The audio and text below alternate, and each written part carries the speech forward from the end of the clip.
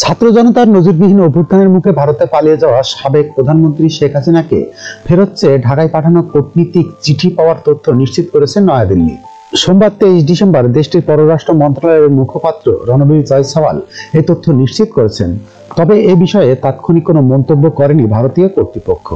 নয়াদিল্লিতে এক ব্রিফিংয়ে ভারতের পররাষ্ট্র মন্ত্রণালয়ের মুখপাত্র বলেন, আমরা আজ বাংলাদেশ হাই কমিশনের কাছ থেকে শেখ হাসিনাকে প্রত্যাবর্তনের অনুরোধ সম্বলিত একটি কূটনৈতিক নোট পেয়েছি। তবে এই মুহূর্তে এ বিষয়ে আমাদের কোনো মন্তব্য নেই। এর আগে সোমবার বাংলাদেশের অন্তর্বর্তী সরকারের পররাষ্ট্র বিষয়ক উপদেষ্টা মোহাম্মদ তৌহিদ হোসেন সাবেক প্রধানমন্ত্রী শেখ হাসিনাকে দেশে ফেরাতে ভারতকে চিঠি দেওয়া হয়েছে বলে জানান। তিনি বলেন, কূটনৈতিক পত্রের মাধ্যমে আমরা ভারতকে জানিয়েছি তাকে যে বিচার প্রক্রিয়ার জন্য ফেরত চাওয়া হচ্ছে সেটাও জানিয়েছি।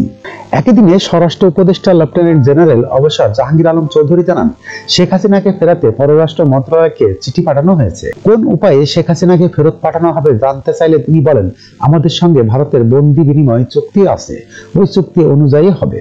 এর আগে গত মাসে অন্তর্বর্তী সরকারের 100 দিন পূর্তি উপলক্ষে জাতির উদ্দেশ্যে দেওয়া ভাষণে প্রধান উপদেষ্টা ডক্টর মোহাম্মদ ইউনূস বলেছিলেন, প্রতিটি হত্যাকাণ্ডের বিচার আমাদের নিশ্চিত করতে হবে। আমরা ভারতকে বলবো পতিত স্বৈরাচারী শেখ হাসিনাকে ফেরত পাঠাতে। গত 5 আগস্ট বাংলাদেশের ছাত্র জনতার নজিরবিহীন অভ্যুত্থানের মুখে ক্ষমতাচ্যুত হন শেখ হাসিনা। এরপর তিনি ভারতে পালিয়ে যান এবং বর্তমানে সেখানে অবস্থান করছেন। শেখ হাসিনার পতনের পর থেকেই বাংলাদেশ ও ভারতের দ্বিপাক্ষিক সম্পর্কে টানপোড়েন চলছে।